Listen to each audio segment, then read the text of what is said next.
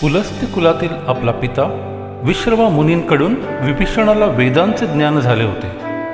तसेच ते रावणाला व कुंभकर्णाला पण झाले होते. घोर तपश्चर्या करून विभीषणाने ब्रह्मदेवांकडून वर मिळवले होते. त्याचप्रमाणे रावण व कुंभकर्ण दोघांनी मिळवले होते. पण त्या दोघांचे हेतू दुष्ट आणि वृत्तीपाशवी होती. विभीषणाला विद्येचा आणि वराचा उपयोग स्वतःची उन्नती करण्यासाठी करायचा होता, तर रावण कुंभकर्णांना जग जिंकण्यासाठी, लुटण्यासाठी, स्वतःसाठी उपभोग मिळवण्यासाठी करायचा होता.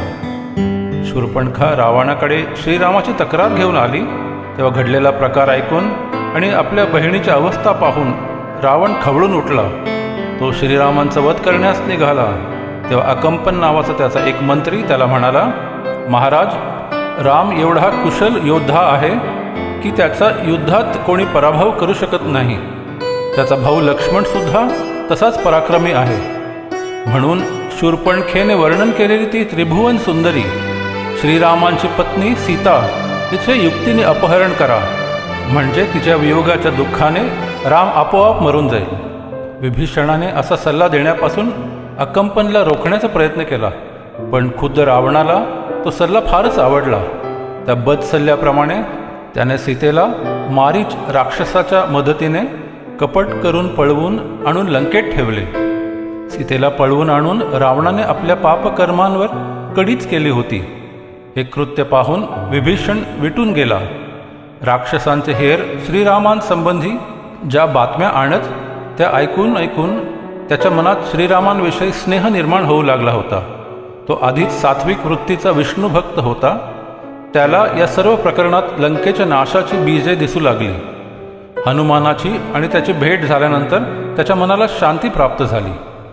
हनुमानाला बंदी करून इंद्रजिताने सभेत आणले तेव्हा विभीषण तेथेच होता. हनुमानाचे सडेतोड भाषण ऐकून रावणाला त्याचा राग आला. त्याने हनुमानाला मारून टाकण्यास सांगितले.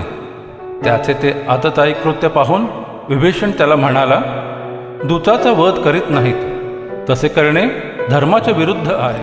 आपलं कर्तव्य करीत असताना प्रमाद घडला तर दूताला न मारता त्याचे अवयव तोडणं, तापकाचे फटके मारणं किंवा मुंडन करणं अशा प्रकारच्या शिक्षांचा पर्याय सांगितलेला आहे. तर मग ज्या शेपटाचा वानराला मोठा गर्व असतो ते त्याचं शेपूटच जाळून टाका, रावणाधिपतींनी फरमान सोडलं. हनुमानाचं शेपूट पेटवताच त्याने सारी लंका भस्म करून टाकली. सर्वत्र हाहाकार उडवून दिला. श्रीराम वानर सैन्यासह लंकेकडे निघाल्याची वार्ता दूताकडून कळताच रावणाने एक सभा बोलावली. एकट्या हनुमानाने लंका पेटवली आणि पुष्कळ राक्षस मारले. आता वानरांचं सारं सैन्य लंकेवर चालून येत आहे. तेव्हा मला आता काय करायचं ते सांगा. तेव्हा रावणाच्या साऱ्या सल्लागारांनी त्याची वारेमाप स्तुती केली आणि ते म्हणाले, तुझा पराक्रम जगात अद्वितीय आहे. तू इंद्राचा आणि प्रत्यक्ष मृत्यूचा युद्धात पराभव केला आहेस. हे असलं रामाचं क्षुल्लक संकट मनावर घेण्याचं काहीच कारण नाही. हा सगळा प्रकार विभीषणाला असह्य झाला. तो नम्रपणे हात जोडून रावणासमोर जाऊन उभा राहिला. म्हणाला, राम आणि वानर सैन्याला या प्रकारे कमी लेखणं योग्य होणार नाही. योग्य मार्ग म्हणजे रामाची सीता त्याला परत करणं हाच आहे.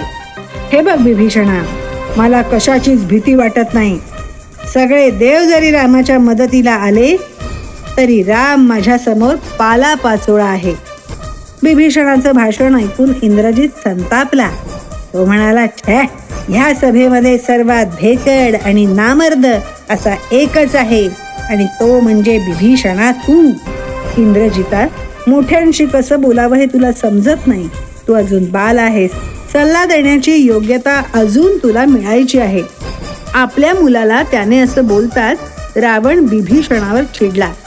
विभीषणा, माझा उत्कर्ष आणि माझं ऐश्वर्य तुझ्या नजरेत सलतंय. यापुढे लंकेत राहणं धोक्याचं असल्याचं पाहून विभीषणाने आपल्या 4 विश्वासू राक्षसांना बरोबर घेतलं आणि आकाशमार्गाने तो श्रीरामांच्या आश्रयाला आला. सेतुबंधनाचं काम चालू असलेल्या ठिकाणी येऊन तो सुग्रीवाला म्हणाला, मी रावणाला धर्माने आचरण करण्याचा आणि सीतेला रामाकडे परत पाठवण्याचा सल्ला दिला. म्हणून रावणाने माझा घोर अपमान केला. ज्यांचं आयुष्य संपलं आहे असे पुरुष आप्तांचा हितकारक सल्ला ऐकून घेत नाहीत. म्हणूनच मी राज्य, बायको आणि मुलाचा त्याग करून श्रीरामांच्या आश्रयाला आलो आहे. सुग्रीव विभीषणाला आश्रय देण्याच्या विरुद्ध होता, पण श्रीरामांनी हनुमानाचा सल्ला विचारला. हनुमान म्हणाला, मला प्रामाणिकपणे जे वाटतं ते सांगतो. विभीषणाविषयी मला अजिबात शंका येत नाही. त्याच्या ठिकाणी मला दुष्टपणा दिसत नाही. त्याला आपल्याकडे ठेवून घ्यावं. तो सल्ला ऐकून श्रीरामांनी विभीषणाला अभय देऊन ठेवून घेतलं. विभीषणाने श्रीरामांना अतिशय अनमोल मदत करून विजयाचा मार्ग मोकळा करून दिला. कथासार. कधी कधी अवघड निर्णय घ्यायची वेळ येते. एका बाजूला आपले रक्ताचे नातेवाईक, त्यांचा स्वार्थ, आणि दुसऱ्या बाजूला जीवनभर पाळलेल्या निष्ठा यांची निवड करायची असते. पहिल्या बाजूला सुख जास्त असतं, म्हणजे तात्कालिक सुख, आणि दुसऱ्या बाजूला त्रास आणि दुःख याची खात्री असते. सुख पुढे कधीतरी मिळणार असतं, आत्मसन्मान आणि कीर्ती मिळणार असते. पहिल्या बाजूला जाण्याचा निर्णय घेतला तर आपले म्हणवले जाणारे खुश होतात, तर दुसऱ्या बाजूला जाण्याचा निर्णय त्यांना कदाचित त्रास उत्पन्न करणारा असल्यामुळे ते नाराज असतात. अशीच वेळ जेव्हा विभीषणावर आली तेव्हा सर्व सुखे, बायको, मुले यांचा त्याग करून सुद्धा धर्माचा पक्ष घेणंच त्यानं पसंत केलं.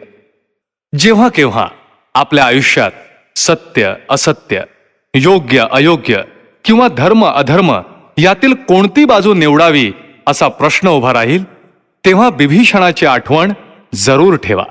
जिथे सत्य तिथे परमेश्वर, आणि जिथे परमेश्वर तिथे विजय निश्चित असतो.